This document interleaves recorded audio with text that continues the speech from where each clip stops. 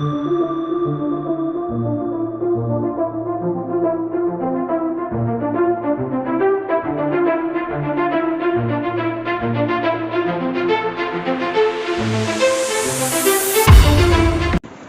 సువర్తమానం 5వ అధ్యాయం 4వ వచనం. ఆయన బోధించుట చాలించిన తర్వాత, నీవు దోణిను లోతునకు నడిపించి చేపలు పట్టకు మీ వలలు వేయడని సీమోనుతో చెప్పగా, సీమోను ఏలినవాడా, రాత్రి అంతయు మేము ప్రయాసపడుతుంది గాని మాకేమీ దొరకలేదు. ఆయనను నీ మాట చొప్పున వలలు వేతుందని ఆయనతో చెప్పాను. ఆమేన్, హల్లెలూయా. చూడండి, మనకందరికి చాలా సార్లు ఈ వాక్యం వినుంటాం. ఈ వాక్యంలో ఉంటున్న చాలా సార్లు ఆ మర్మాన్ని కూడా మనం తెలుసుకుంటాం. మరొకసారి ప్రభు మనందరితో కూడా మాట్లాడును గాక. ఆమేన్, హల్లెలూయా. చూడండి, ఇక్కడ సీమోను రాత్రంతా కూడా ప్రయాసపడ్డాడు. ఈ పేతురు రాత్రంతా కూడా ప్రయాసపడ్డాడు. పేతురు ఎవరు అంటే చేపలు పట్టే వృత్తి కలిగిన వాడు. ఎక్కడ చేపలు పడతాయో, ఏ సమయంలో చేపలు పడతాయో, ఎక్కడ వెళ్ళి చేపలు దొరుకుతాయో వాటంతటిని కూడా ఎరిగి ఉంటున్న ఒక మంచి చేపలు పట్టేవాడు. కానీ రాత్రంతా కూడా ప్రయాసపడినప్పటికీ కూడా పేతురికి ఏం దొరకలేదంటే చేపలు దొరకలేదు. కానీ పగటి పూట ప్రభు అయిన యేసుక్రీస్తు వారు అక్కడికి రావడం, ఆ తర్వాత బోధించడం అయిన తర్వాత సీమోనుతో అంటున్నాడు, పేతురుతో అంటున్నాడు, రా పేతురు, కాస్త దోణిని లోతుకి నడిపించు అని చెప్పి అంటున్నాడు. హల్లెలూయా. చూడండి, మన జీవితంలో కూడా మనం పైనే వెతికితే, పైనే ప్రార్థన చేస్తే, పైనే ఆరాధన చేస్తే, పైన దేవుణ్ణి ఏదో ఒక రకంగా ఇంప్రెస్ చేయాలని చెప్పి చూస్తే మన జీవితంలో కూడా మనం ఏది సాధించలేము. ఆమేన్, హల్లెలూయా. కానీ ఇక్కడ ప్రభు అంటున్నాడు, సీమోన్ పేతురుతో ప్రభు ఏమన్నాడంటే, లోతుకి నడిపించు, నీ దోణి లోతుకు నడిపించు. ఆ లోతు అనే పదము హిబ్రూలో ఏముంది అంటే తెహోమ్. చెప్పండి ఒకసారి, తెహోమ్ అని అంటే, తెహోమ్ అంటే ఏంటి అంటే డీపర్ అన్నమాట.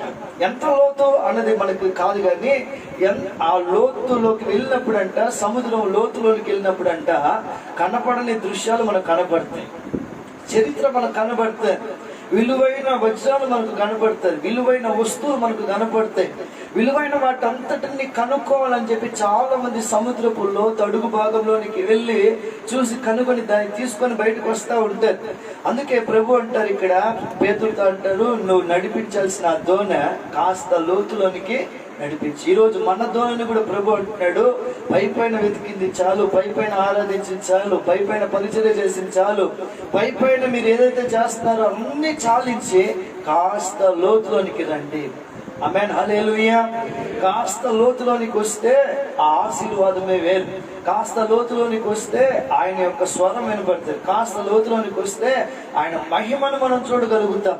కనుక ఇక్కడ నా ప్రియమైన వాళ్ళారా, ఇక్కడ పేతురు ఒక మాట అంటున్నాడు. అక్కడ 5వ వచనంలో అంటున్నాడు ఒక మాట, సీమోను ఏలినవాడా, రాత్రి అంతయు మేము ప్రయాసపడితిమి గాని మాకేమీ దొరకలేదు. ఆయనను నీ మాట చొప్పున వలలు వేతునని ఆయనతో చెప్పాను. రాత్రంతా ప్రయాసపడ్డాడు అదే ప్లేస్, కానీ లోతులోకి వెళ్ళా. కానీ తెహోమ్ అనే ఆ మాటకు అర్థము లోపలికి వెళ్ళి ఒకసారి ఆలోచించి, లోపలికి వెళ్ళి ఆయన ప్రేమను కొలు, లోపలికి వెళ్ళి ఆయన నీ జీవితంలో చేసిన ఆశ్చర్యమైన కార్యాలని, మేలు అంతటినీ కూడా జ్ఞాపకం చేసుకో. లోతులోనికి వెళ్ళి ఆ తర్వాత ఆయన ఏ రకంగా ప్రేమిస్తున్నాడు వీటంతటినీ కూడా ఒక్కసారి పరీక్షించుకో అన్న మాట ఈ యొక్క తెహోమ్ అనే పదము, TEHOM అనే పదము మనకి జ్ఞాపకం చేస్తారు. నా ప్రియమైన వాళ్ళారా, ఇక్కడ ఒక మాట, కొన్ని మాటలు మనకి లోతుగా తగులుతాయంట. ఏ మాటలు తగులుతాయి నోటికి చూద్దాం ఒకసారి. సామెతలు గ్రంథం 18వ అధ్యాయం 4వ వచనం. సామెతల గ్రంథము 18వ అధ్యాయము 4వ వచనం. మనుషుని నోటి మాటలు లోతు నీటి వంటివి, అవి నదీ ప్రవాహము వంటి జ్ఞానపు ఓట వంటివి. హల్లెలూయా. మనుషుని నోటి మాటలంటే లోతైన నీటి వంటివంట. అందుకే ఇక్కడ అంటాడు ఇంకొక మాట, అది నది ప్రవాహము వంటివి, జ్ఞానపు ఊట వంటివి. కాబట్టి మన నోటి మాటలు చాలా చాలా లోతైన నీటి వంటివి. అవి చాలా వాల్యుబుల్ వర్డ్స్. మన నోటి నుండి శాప వచనాలు వస్తూ ఉంటాయి, కొన్నిసార్లు మన నోటి నుంచి ఆశీర్వాదమైన వచనాలు వస్తూ ఉంటాయి. ఒక వ్యక్తిని తాకాలన్నా, ఒక వ్యక్తిని పడద్రోయాలన్నా మన నోటి మాటలు చాలా చాలా పదునుగా ఉంటాయి. హల్లెలూయా. కనుకనే ఇక్కడ అంటా ఉన్నాడు, ఏమంటున్నాడు ఈ గ్రంథకర్త, మనుషుని నోటి మాటలు లోతు నీటి వంటివి అని చెప్పి అంటున్నాడు. కనుక ఇక్కడ మనం అర్థం చేసుకోవాల్సింది ఏంటంటే, పైన మనము చేయాల్సిన భక్తి జీవితాలు కొరకు దేవుడు మనల్ని ఎన్నుకోలేదు, దేవుడు మనల్ని పిలుచుకోలేదు. కానీ లోతైన జీవితంలోనికి ఆయనతో పాటు ఒక సంబంధం కలిగి ఉండడానికి దేవుడు మనల్ని ఎన్నుకున్నాడు. ఈ యొక్క అపోస్తలుడైన పౌలు ఒక మాట అంటాడు. ఎఫెసీయులకు రాసిన పత్రిక 3వ అధ్యాయము 18వ వచనంలో ఆయన ఒక మాట, అద్భుతమైన మాట అంటాడు. 15 నుంచి మనం చదువుదాం. అపోస్తలుడైన పౌలు ఎఫెసీయులకు రాసిన పత్రిక 3వ అధ్యాయము 15 నుంచి మనం చదువుదాం. మీరు అంతరంగ పురుషుని యందు శక్తి కలిగి ఆయన ఆత్మ వలన బలపరచబడినట్లుగాను, క్రీస్తు మీ హృదయములలో విశ్వాసం ద్వారా నివసించినట్లుగాను తన మహిమైశ్వర్యము చొప్పున మీకు దయచేయవలననియు, మీరు దేవుని సంపూర్ణత యందు పూర్ణులగుటగా ప్రేమ యందు వేరుపారి స్థిరపడి సమస్త పరిశుద్ధులతో కూడా దాని వెడల్పు, పొడుగు, లోతు, ఎత్తు ఎంతో గ్రహించుటకును, జ్ఞానముకు మించిన క్రీస్తు ప్రేమను తెలుసుకున్నటకును తగిన శక్తి గలవారు కావాలని ప్రార్థించుచున్నాను. ఆమేన్. హల్లెలూయా. పౌలు ప్రార్థన చేస్తున్నాడు. ఏమని చెప్పి, సంగమా, మీరు ఆయన ప్రేమ ఎంత లోతో, ఎంత వెడల్పో, ఎంత పొడుగో తగిన జ్ఞానం మీకు కావాలి. ఎప్పుడు వచ్చినారా, ఏదో వచ్చినారా వెళ్ళారని కాదు. ఆయన ప్రేమను మీరు అనుభవిస్తా ఉన్నారా లేదా, ఆయన మాటలు వింటున్నారు కరెక్టే, ఆ మాటల ప్రకారం నడుచుకుంటున్నారా లేదా, ఆ మాటల ద్వారా నిత్య జీవానికి మీరు వారసులు అవుతున్నారా లేదా, ఆ మాటల ద్వారా మీ యొక్క మనసుల్ని మార్చుకుంటున్నారా లేదా, మీ ప్రవర్తనలు మార్చుకుంటున్నారా లేదా అని ఒక్కసారి సంపూర్ణతలోనికి పరిపూర్ణంగా ఎదుగుతున్నారా లేదా అని చెప్పి, అలాంటి వారికి ఎదగాలని చెప్పి ఈయన నిత్యము ఎవరి కొరకు ప్రార్థన చేస్తున్నాడు అంటే, సంఘం కొరకు ప్రార్థన చేస్తా ఉన్నారు. హల్లెలూయా. ఈరోజు మనం చాలా సార్లు కొంతమంది భక్తి జీవితాలు మనం గమనిస్తే పాదాల లోతు, పాదాల కొలత. ఏ కొలత అది?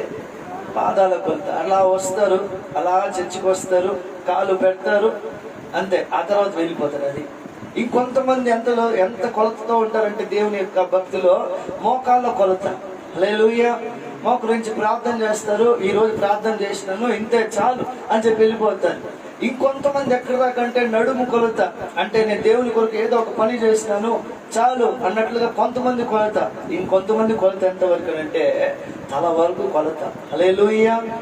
అంతటి పూర్ణంగా వాళ్ళు కాళ్ళ వరకు, పాదాల వరకు కాదు, లేకపోతే మోకాళ్ళ వరకు కాదు, లేకపోతే నడుము వరకు కాదు, పూర్తిగా తన్ను తానే ఎవరికి సమర్పించుకున్నారని అంటే దేవునికి సమర్పించుకున్నారు. అందుకే ఆ భక్తుడు అంటాడు ఒక మాట, అయ్యా పాదాల కొలత సరిపోతుందా? ప్రభు అంటారు సరిపోదు. ఆ మోకాళ్ళ లోతు సరిపోతుందా? అది కూడా సరిపోదు. నడుములోతు సరిపోతుందా నా భక్తి జీవితం? అది కూడా సరిపోదు. ఇంకెంత కావాలి అంటే ఆ నదిలో, జీవ నదిలో నువ్వు మునిగి తేలి ఆడాలి, తలంతా కూడా ఆ నదిలో మునగబడాలి అని చెప్పి అంటాడు. హల్లెలూయా. హల్లెలూయా. ఈరోజు మన జీవితం ఎలా ఉందో ఒకసారి ఆలోచించు. లేకపోతే అలాగనే పాదాల అంటే చర్చికి వస్తూ వెళ్తూ అలాగనే ఉండిపోతున్నావా? లేకపోతే ఏదో చేస్తున్నాను దేవుని కొరకు పరిచయాన్ని అలాగనే ఆగిపోయి ఉంటున్నావా? లేకపోతే తలంతా కూడా, తల నుండి అది కాలు దగ్గర నుండి నడి నెత్తి నుంచి అది కాలు వరకు దేవుని కొరకు వైరాగ్యంగా జీవిస్తా ఉన్నావా అన్నది ఒకసారి మనం ప్రశ్నించుకోవాలి. అందుకే పూర్ణం ఎప్పుడు అవుతామనంటే పూర్తిగా దేవుని యొక్క ప్రేమను, కొలతను, దేవుని యొక్క ప్రేమ వెడల్పు, పొడుగు, లోతు వీటంతటిని గ్రహించినప్పుడంట మనము సంపూర్ణులుగా మారుతాం. అందుకే దేవుడు అన్నాడు పేతురుతో, అయ్యా నువ్వు ఇక్కడ కాదు వేయాల్సిన వాళ్ళ, కాస్త దోణిని లోతుకు నడిపించు అని చెప్పి అన్నాడు. ఆమేన్. హల్లెలూయా. నువ్వు లోతుకు నడిపిస్తే నీకు విస్తారమైన చేపలు పడతాయి. లోతుకి ఆ యొక్క నడిపించాడు. నడిపించిన తర్వాత ఆయన మాట చొప్పున వల వేయగా అంట విస్తారమైన చేపలు పట్టాడంట పేతురు. ఆమేన్. హల్లెలూయా. ఈరోజు మన జీవితాల్లో కూడా విస్తారమైన ఆశీర్వాదాలు దేవుడు మనకు అనుగ్రహించును గాక. ఆమేన్. విస్తారమైన పొంగి పొర్లే ఆ ఆశ్చర్యమైన కార్యాలు మనందరి జీవితాల్లో దేవుడు జరిగించును గాక. ఆమేన్. హల్లెలూయా. దైవజనుని ప్రార్థన అదే, సంఘము పై పుట్టే సరిపోదు, సంఘము పై భక్తి చేస్తే సరిపోదు, సంఘము పైన దేవునికి ఆరాధన చేస్తే సరిపోదు, కానీ సంఘము సంపూర్ణం అవ్వాలని చెప్పి ప్రార్థన చేస్తా ఉన్నాడు. ఓకే, లోతులోనికి మన భక్తి జీవితం పోవాలంటే మనం ఏం చేయాలి? నెంబర్ 1, ఒకే ఒక పాయింట్ ఏంటంటే లోబడాలి. ఆమేన్. నువ్వు లోతులోనికి పోవాలంటే, దేవునితో ఒక డీప్ రిలేషన్షిప్ మనకు కావాలంటే నెంబర్ 1 ఏంటంటే లోబడాలి. మనం ఏం చేయాలంటే ఒబీడియంట్ కాదు.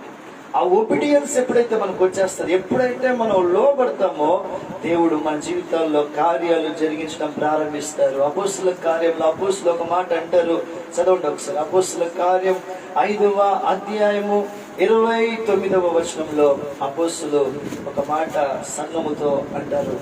చదువుదాము ఒకసారి, చదువుదాము. అందుకు పేతురును అపోస్తులను, మనుషులకు కాదు దేవునికే మేము లోబడవలను కదా. ఆమేన్. ఆల్రెడీ పేతురుకి ఎక్స్పీరియన్స్ ఉంది దేవునితో. లోబడినప్పుడు విస్తారమైన చేపలు పడ్డాయి. ఆ ఎక్స్పీరియన్స్ తో అంటున్నాడు అయినా, మేము మనుషులు కాదు లోబడాల్సిందే, మేము మనుషుల యొక్క మాటలు కాదు మేము వినాల్సింది, మనుషుల యొక్క తలంపులు కాదు మేము లోబడాల్సింది, మనుషుల యొక్క ఆ యొక్క ప్లాన్స్ కాదు మా జీవితాల్లో జరగాల్సింది. మా జీవితంలో మేము లోబడాల్సింది ఎవరికనంటే దేవునికి మాత్రమే. దేవునికి లోబడితే ఏం జరుగుతుంది? యాకోబు పత్రిక 4వ అధ్యాయము 7వ వచనంలో యాకోబు కూడా ఒక మాట అంటాడు.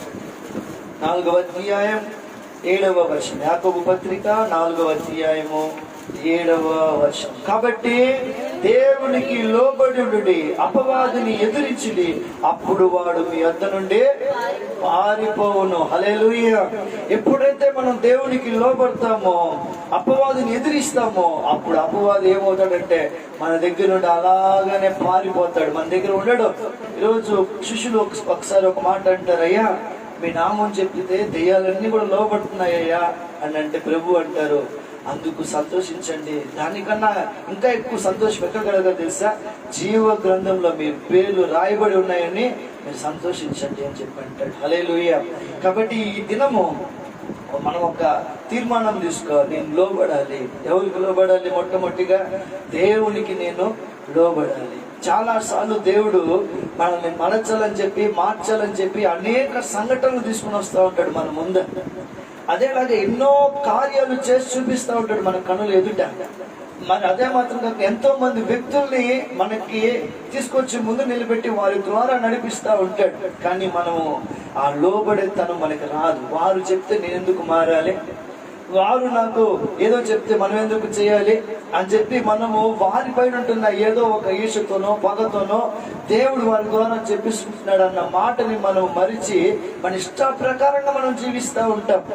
క్రైస్తవ జీవితంలో మనం నేర్చుకోవాల్సిన పాఠం ఏంటంటే లోబడ్డం. ఎప్పుడైతే మనం లోబడతామో దేవుడే మనల్ని తగిన సమయంలో హెచ్చిస్తాడు. ఆమేన్, ఆమేన్. కానీ మనం లోబడం కానీ మనం ఏం చేస్తామంటే చాడీలు చెప్పుకుంటా ఉంటాం. చిన్నపిల్లలు చెప్పుకుంటారు చూడండి, చిన్నపిల్లలు చెప్పుకుంటారు చాడీలు. Miss this boy is pinching miss this boy is scolding miss అని చెప్పుకుంటారు, చూసినారా? అదే ప్రార్థన మంది. వాడు ఇట్లా అన్నాడు ప్రభువా, వీడు ఇట్లా అన్నాడు ప్రభువా, నన్ను చూసి ఇట్లా నింది ప్రభువా, ఆమె నన్ను చూసి పోతా ఉన్నప్పుడు నన్ను చూసి ఇట్లా శపించింది ప్రభువా, నన్ను ఏడిపించింది ప్రభువా, నన్ను గాయపరిచింది ప్రభువా, నా జీవితంలో నువ్వేం చేయవా ప్రభువా. ఈ చిన్నపిల్లల ప్రార్థన చేయబాకండి. ఈ చిన్నపిల్లల ప్రార్థన ఎప్పుడంటే స్టార్టింగ్ స్టేజ్ లో చిన్నపిల్లల ప్రార్థన. మనం ఇప్పుడు ఎవరు ఉన్నామంటే అంతరంగ పురుషుల్లో మనం ఎలాగా ఉన్నామంటే నూతన పరచబడి ఉంటున్నాం. మనం ఎలా ఉండాలంటే ఎవరు ఏమన్నా సరే నా ప్రభువుకి నేను దగ్గరగా జీవిస్తాను అన్న ఆలోచన కలిగిన ఆ పురుషులుగా మనం ఉండాలి, ఆలోచన కలిగిన ఒక సంఘస్థులుగా మనం ఉండాలి. ఆమేన్. కనుకనే ఇక్కడ యాకోబు మనకి సెలవిస్తా ఉన్నాడు. ఏమంటున్నాడంటే 7వ వచనంలో, కాబట్టి దేవునికి లోబడునుడి, అపవాదిని ఎదురించుడి, అప్పుడు వాడు మీ వద్ద నుండి పారిపోవును. అపవాదిని పారిపోయేటట్లుగా చేసేది ఏంటంటే ఒకటే, వాడిని ఎదిరించాలి. ఏం చేయాలంటే లోబడి ఎదిరించాలి. హల్లెలూయా. దేవునికి లోబడి అపవాదిని ఎదిరించాలి. ఒక సేవకుడు నాతో చెప్పిన ఒక సాక్ష్యం ఏంటంటే, బ్రదర్, మొట్టమొదటి ఆ యొక్క ప్రార్థనకు వెళ్ళినప్పుడు అసలు ప్రార్థనే చేయకముందే ఈ యొక్క దెయ్యాలు అలాగనే పడిపోయాయి. కానీ ఇప్పుడు ఎంత ప్రార్థన చేసినా, ఎంత పాటలు పాడినా, ఎంత స్తుతి ఆరాధన చేసినా ఆ దెయ్యం అంటదంట పాడుకో. దెయ్యం అంటదంట ఏమని చెప్పి అంటదంటే పాడు, ఎంత పాడతావు పాడు, నేను కూడా ఇక్కడే ఉంటానని చెప్పండి అంట.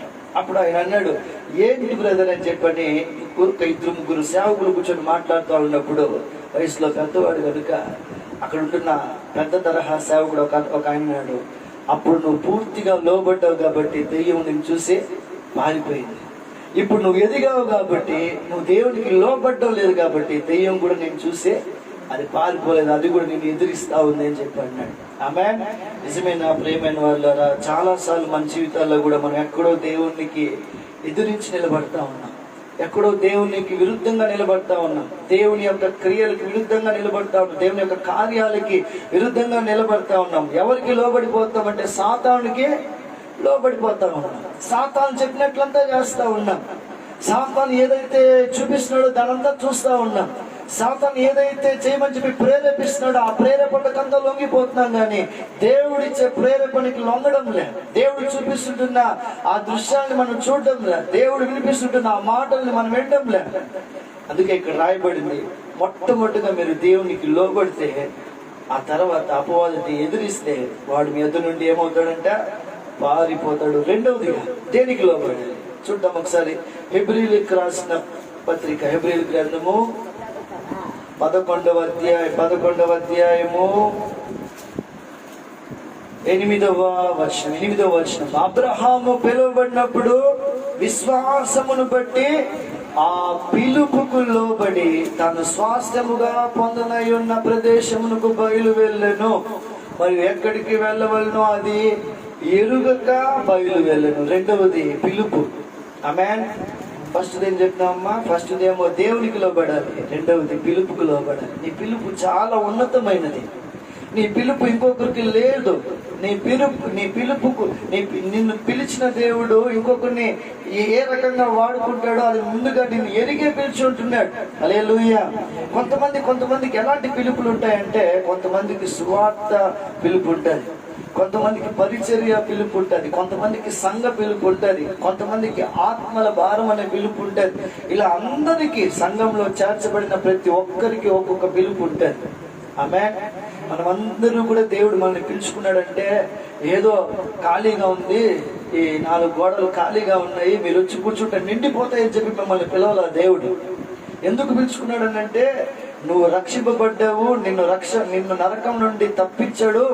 అదేలాగానే నువ్వు ఏదైతే పొందుకున్నావో, ఏ ప్రేమ అయితే పొందుకున్నావో, ఏ అద్భుతమైతే పొందుకున్నావో, ఏ ఆశ్చర్యమైన క్రియ అయితే పొందుకున్నావో, అదేలాంటి ప్రేమ, అదేలాంటి అద్భుతం, అదేలాంటి ఆ యొక్క ఆశ్చర్యమైన క్రియ నరకానికి వెళ్తుంటున్న ప్రజలకు వెళ్ళి నువ్వు చెప్పి వారిని కూడా నిత్య జీవంలోనికి పిలిపించుకుంటావని, నిత్య జీవంలోనికి వారిని కూడా చేరుస్తావని దేవుడు మనల్ని కూడా పిలుచుకున్నాడు. కానీ ఈరోజు కొంతమంది ఏం చేస్తారంటే పిలుపుని నిర్లక్ష్యం చేస్తా ఉన్నారు. ఏం చేస్తా ఉన్నారు చెప్పండి? పిలుపుని నిర్లక్ష్యం చేస్తా ఉన్నారు. వారికి ఇచ్చిన తలాంతుని నిర్లక్ష్యం చేస్తా ఉన్నారు. వారికి అప్పగించిన పరిచయను నిర్లక్ష్యం చేస్తా ఉన్నారు. ఇలా అంతటా నిర్లక్ష్యం చేసుకుంటే ఆఖరికి శూన్యమే మిగులుతాయి. కానీ అబ్రహాం విషయంలో ఒక్కసారి పిలిచాడు దేవుడు, అబ్రహాం ఇక్కడ నుండి బయలుదేరి కానానికి రావాలి. కానాన్ ఎలా ఉంటుంది అబ్రహాంకి తెలియదు. ఈ అబ్రహాం బంధువులందరినీ విడిచిపెట్టేసే అక్కడ ఎవరు ఉంటారో అబ్రహాంకి తెలియదు. అబ్రహాం ఎవరు వద్దు, నీతో పాటు నువ్వు నీ భార్య అంతే తీసుకుని వస్తా ఉన్నాడు. వచ్చిన తర్వాత అబ్రహాముని దేవుడు ఆస్వాదించిన ఆ విధానమే వేరు. ఆమేన్. హల్లెలూయా, హల్లెలూయా. అసలు ఆలోచన చేయండి. నీ పిలుపు నిర్లక్ష్యం చేస్తా ఉన్నావా? నీ పిలుపు ఇంకొకరికి లేదన్న సంగతి నీకు తెలుసా? నీకున్న తలాంతు ఇంకొకరికి లేదన్న సంగతి నీకు తెలుసా? నువ్వు ఎంత దేవునికి స్పెషల్ నీకు తెలుసా? నీకుంటున్న వాటంతటిని నువ్వు ఉపయోగించి ఎన్ని ఆత్మలు సంపాదిస్తావని చెప్పి దేవుడు నీ పైన ఎంత ఉద్దేశాన్ని పెట్టుకోన్నాడన్న సంగతి మనం ఎరుగుంటున్నామా? దేవుని ఉద్దేశాన్ని సఫలపరుస్తున్నామా, లేకపోతే ఆయన ఉద్దేశాన్ని గాయపరుస్తున్నామా? వీటంతటిని మనం తెలుసుకోవాలి. చాలా మంది అన్నీ ఉన్నాయి, ప్రభు సేవకు పిలిచాడు బ్రదర్ అని చెప్పి అంటారు. సార్ రావచ్చు కదా బ్రదర్ అని అంటే ఫైనాన్స్ ప్రాబ్లం. ఏం ప్రాబ్లము? Finance problem. ఆ తర్వాత ఏం ప్రాబ్లము? Family problem. ఆ తర్వాత ఏ ప్రాబ్లము? Health problem. ఆ తర్వాత ఏ ప్రాబ్లము? అన్ని ప్రాబ్లమే. హల్లెలూయా, హల్లెలూయా. ఈ ప్రాబ్లమ్స్ ఎప్పుడూ ఉంటాయండి. మోషేకి లేవా ప్రాబ్లమ్స్? కుటుంబీకులే లేచారు వ్యతిరేకంగా, కానీ నో ప్రాబ్లం అన్నాడు మోషే. హల్లెలూయా. దావీదుకి లేదా ప్రాబ్లం? అన్నలే ఎక్కడికి రాబోతున్నావు, అసలు నీకు యుద్ధం తెలుదు, వాడు తెలుదు, కూర్చోవాడు ఎంత హైట్ ఉన్నాడు, నువ్వు ఎంత హైట్ ఉన్నావు, పిల్లకొక్క కూర్చో అని చెప్పంటే అక్కడ దావీదు నో ప్రాబ్లం అని చెప్పన్నాడు. యోబు పిలుపుకు లోబడి ఆ శ్రమలంతటినీ కూడా అనుభవిస్తూ ఉంటే భార్య వచ్చాం అంటా ఉంది, అయ్యా నువ్వు చచ్చిపోతే బాగుండే, ఇంకొక పిల్లను నేను చేసుకుంటా అని చెప్పని ఇండైరెక్ట్ గా చెప్తా ఉంది. అమ్మ కూడా ఈ యొక్క ఆ యోబు అంటున్నాడు, ఇంతవరకు ఆయన ఇచ్చినంతటి కూడా మనం అనుభవించదు. యెహోవా ఇచ్చిన యెహోవా తీసుకోను, నో ప్రాబ్లం. హెల్త్ పైన కూడా పర్వాలేదు, నో ప్రాబ్లం అని చెప్పి యోబు ఆ విశ్వాసంతో ఉన్నాడు. మరి నీ విశ్వాసం ఏంటి ఒకసారి ఆలోచించి. అందుకే అబ్రహాం దేనికి లోబడి తెలుసా? విశ్వాసముతో కూడిన పిలుపుకు లోబడినాడు. ఆమేన్. మామూలు పిలుపు కాదు అది, విశ్వాసముతో కూడిన పిలుపు. ఈ రోజు మనకి పిలుపు ఉంది కానీ దేవుని పట్ల ఏం లేదంటే విశ్వాసం లేదు. ఈ రోజు మనకి పిలిచిన దేవుడు ఎవరో తెలుసు కానీ ఆ దేవుడు ఏదైనా చేయగలుగుతాడనే విశ్వాసం రావట్లేదు. కనుకనే నా ప్రియమైన వాళ్ళ అబ్రహాము గురించి 11వ అధ్యాయంలో దేవుడు రాయిస్తూ అంటాడు, 6వ వచనం, 11వ అధ్యాయం 6వ వచనంలో అంటాడు, చూడండి ఒకసారి ఏమని చెప్పంటాడు? విశ్వాసము లేకుండా దేవునికి ఇష్టుడైనట అసాధ్యము అని చెప్పంటాడు. హల్లెలూయా. కాబట్టి విశ్వాసము లేకుండా దేవునికి ఇష్టుడైనట అసాధ్యం. పిలుపును పెట్టుకొని విశ్వాసం లేకపోతే నీ విశ్వాసం వేస్ట్.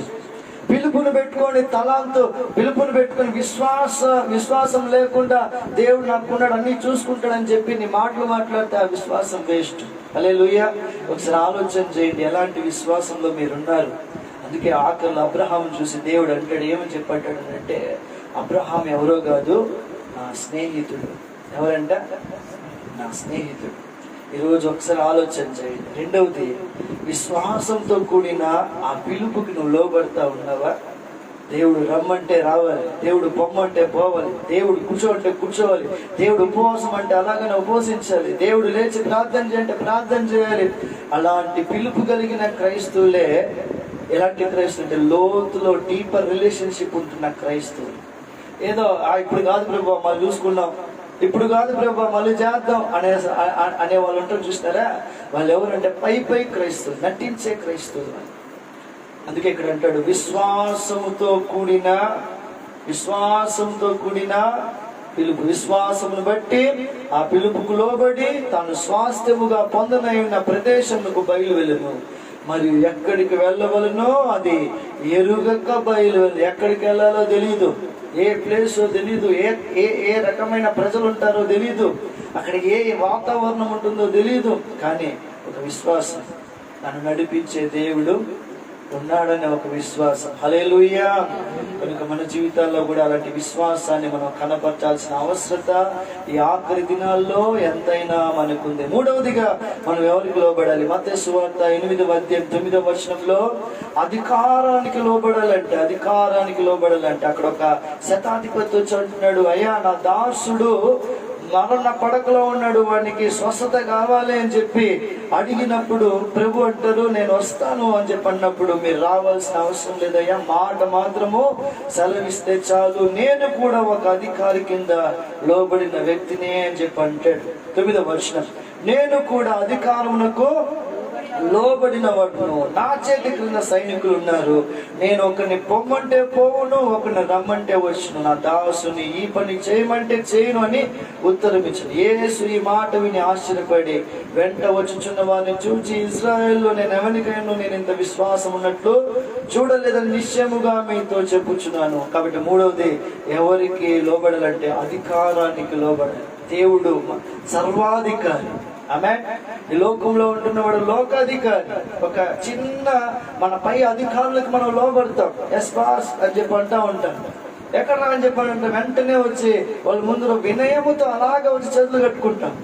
వాళ్ళ టైంకి నువ్వు రావాలంటే ఆ టైం కన్నా ముందే ఒక 5 నిమిషాల ముందు వచ్చి అలాగనే వచ్చి అక్కడ వాలిపోతాం.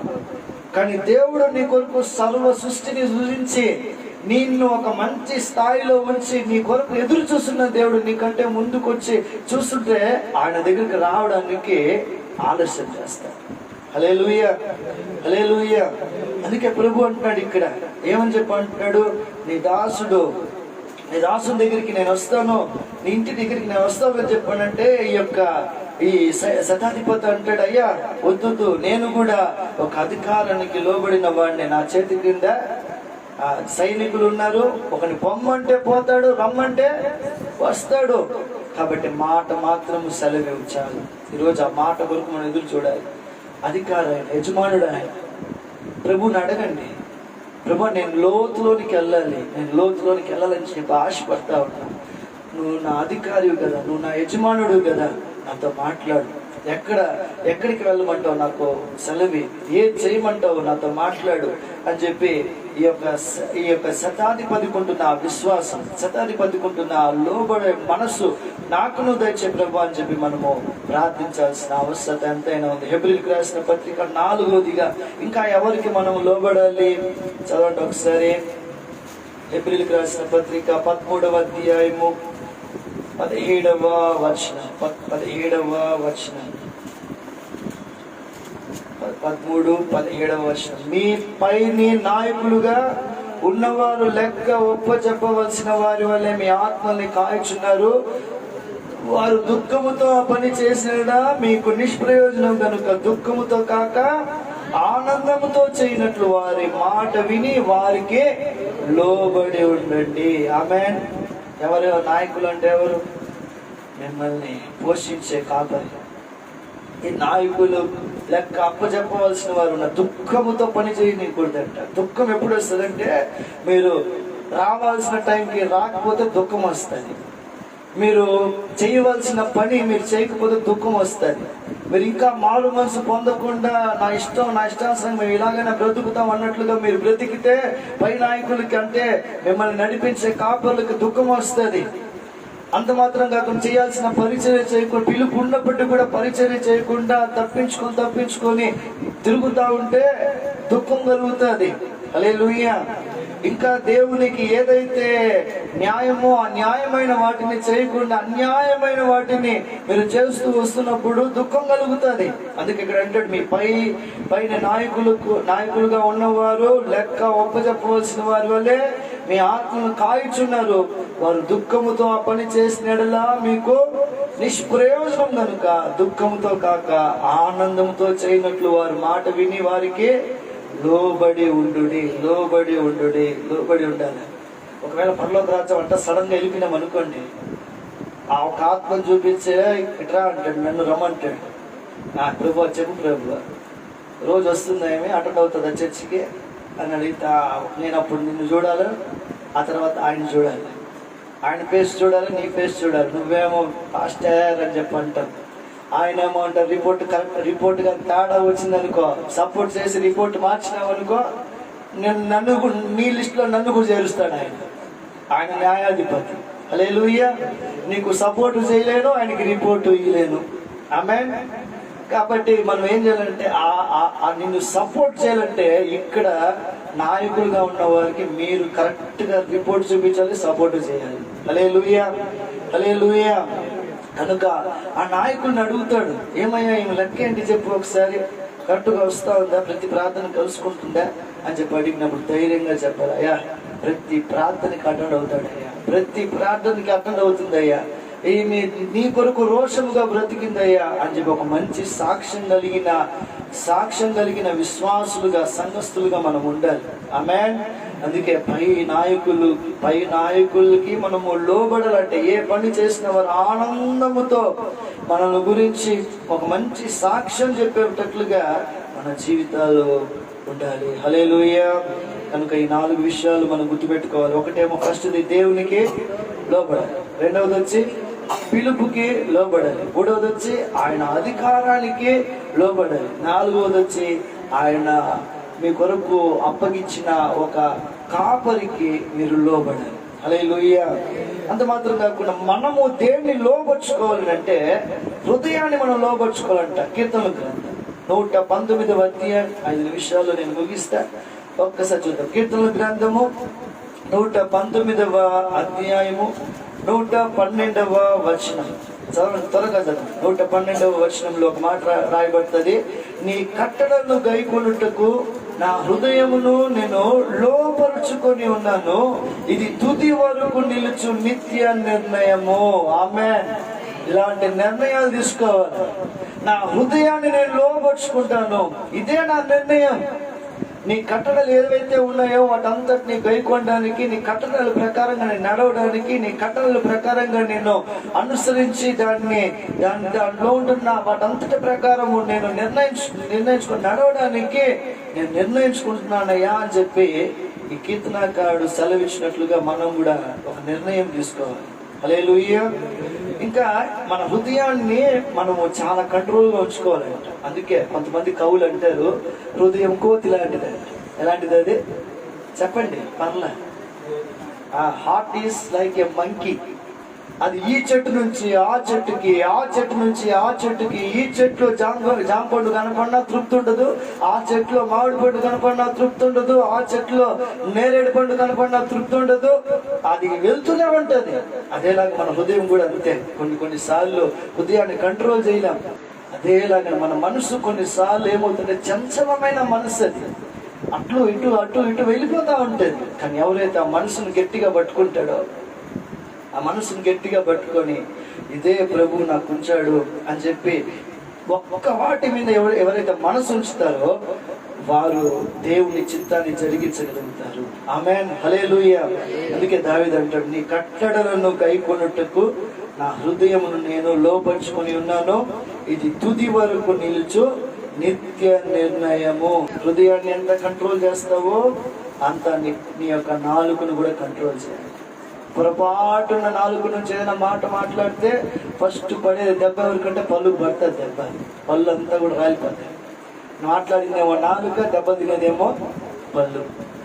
కాబట్టి వీటంతటిని కూడా మనం లోపరుచుకోవాలి. మనం లోపరుచుకోవాల్సింది ఏంటంటే హృదయం, ఆ తర్వాత నోటిని మనం లోపరుచుకొని దేవుని వైపు మనం లోబడి జీవిస్తే ఖచ్చితంగా దేవుడు మన జీవితంలో దేవుడు గొప్ప కార్యాలు జరిగిస్తాడు. అబ్రహాముని దేవుడు గొప్పగా ఆస్వాదించాడంట. అన్ని విషయాల్లో, ఒక్క విషయంలో కాదు, అన్ని విషయాల్లో వర్ధిలింపజేసాను. ఆ మాట మాత్రం మీకు చూపించి నేను ముగించేస్తాను. ఆదికాండం 24వ అధ్యాయం.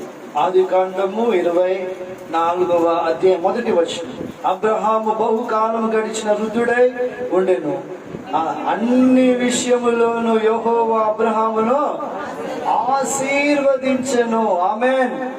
అన్ని విషయాల్లో ఎలా ఆస్వాదించాను అంటే ఏ విషయంలో కూడా కొదువులే. కారణం విశ్వాసంతో కూడిన పిలుపుకి లోబడి ప్రయాణించాడు. ఆ ప్రయాణము సఫలమైంది. యెహోవా చిత్తాంశమైన ప్రయాణంగా మారింది కనుక అబ్రహాంని అన్ని విషయాలు దేవుడు ఆశీర్వదించాడు. నా ప్రియమైన వాళ్ళారా, లోబడండి. ఇంకా స్త్రీని గురించి రాయబడింది, స్త్రీలరా మీరు ఎవరికి లోబడాలి తెలుసా? మీ యొక్క భర్తలకి లోబడండి. అదేవిధంగా దాసులారా మీ యజమానులకి లోబడండి. భర్తలారా మీరు దేవునికి లోబడనండి అని చెప్పి ప్రతి ఒక్కరూ ఎక్కడెక్కడ లోబడాలో ఆ పాయింట్స్ అంతటిని కూడా దేవుడి గ్రంథంలో రాసి ఉంచడం జరిగింది. కాబట్టి 4 విషయాలు చెప్పండి ఒకసారి. ఫస్ట్ దేవునికి లోబడాలి, దేవుని. రెండవది పిలుపుకు లోబడాలి. మూడవది అధికారానికి లోబడాలి. 4వది కాపరికి లోబడాలి. అలా లోబడినప్పుడు ఖచ్చితంగా దేవుడు మనల్ని హెచ్చించడం జరుగుతుంది. ఆమేన్.